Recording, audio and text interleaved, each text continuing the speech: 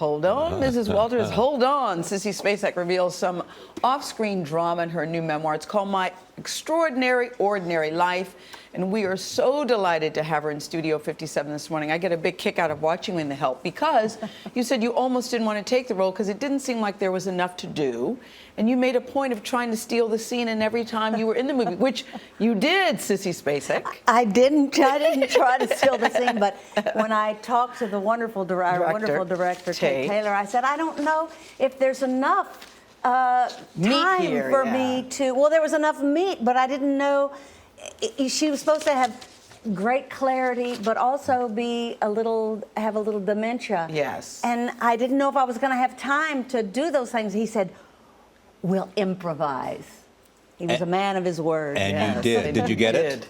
Yes. And you did. It was great. So here you sit, Mary Elizabeth, born on Christmas Day. I love the title of the book because My Extraordinary Ordinary Life really sums up your life very nicely. Baton twirler, cheerleader, homecoming queen. You said you grew up in a small town in Texas where going to the dump, you could find all these treasures. I mean, so your life really was ordinary but extraordinary at the same time. Kissing, what would happen if you kissed your elbow, you thought? Well, a favorite uncle of mine, my Uncle Sam, told me that I would turn into a boy if I kissed my elbow. And I know that my shoulder is kind of wonky because I did this for years. I had older brothers that I just adored. Adored. Why do you live in Virginia? Still. Well, it's a beautiful, beautiful Yeah, it is. state, and the topography reminds me very much of my home where I grew up. And as you know, when your life is so crazy, you need a place of refuge, and that's my place. You need roots and Yes. something to offer safe haven. Exactly. And it does offer that to you. What has defined you more, you think, Carrie or Loretta? You know, I don't know. It's an interesting thing. Carrie is kind of when I felt like I got to blast onto the scene. That's when people noticed that I was alive. And They noticed. And Boy, then, did we notice. so both of those. The wonderful thing about Coal Miner's Daughter was I got to know Loretta, who's an amazing woman, and I got to sing. Yeah, and you actually can sing, but can I go back to Carrie for just a second? Because that movie freaked me out so much. I'm sorry, no, Gayle. Oh, I've recovered. Therapy works wonders. I've recovered, but when you first auditioned for the role, you made a point of doing something to make sure that you did everything you possibly could. You went there looking a hot mess, number one. Exactly. What was your strategy?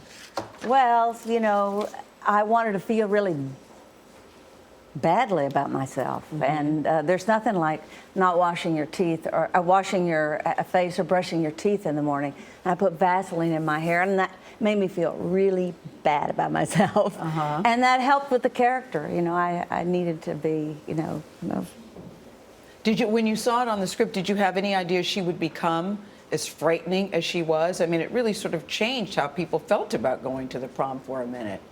Now, when you look at it today, it seems very Well, you know, doesn't seem as scary. The funny thing about the film is that it's now a rite of passage. Yeah, true. For teenagers. You know, you get to be probably now 12 or 13, you see it.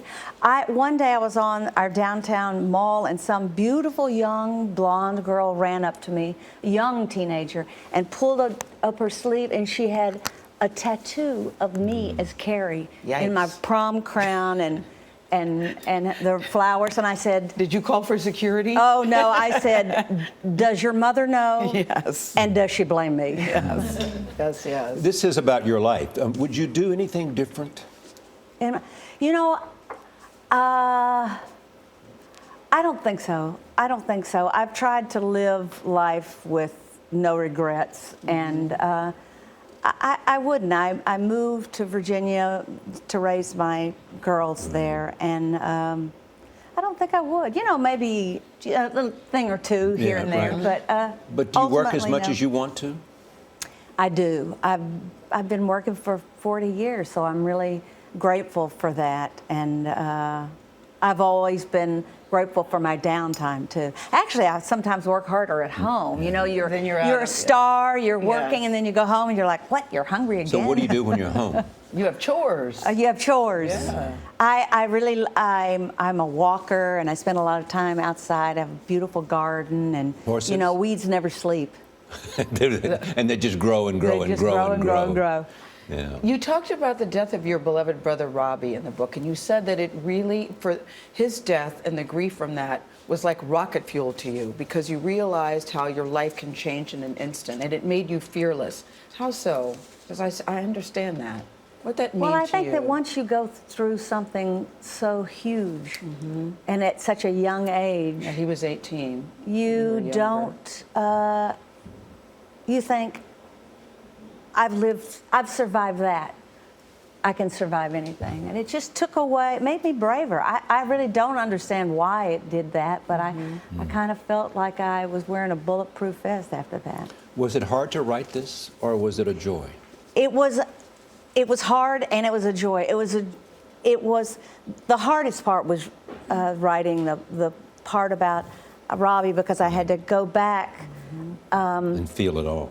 But it was also wonderful to be able to pay tribute to him and how important he was in my life. But yeah, for a year I waltzed down memory lane, and I worked with a wonderful writer, Marianne Vollers, who's a dear friend of mine and has been for 25 years. So we had a fabulous year, and she taught me a great deal. Sissy, thank you. Great to see you. Thank you. The Wonderful book to is be My here. Extraordinary Ordinary Life. It's on sale now.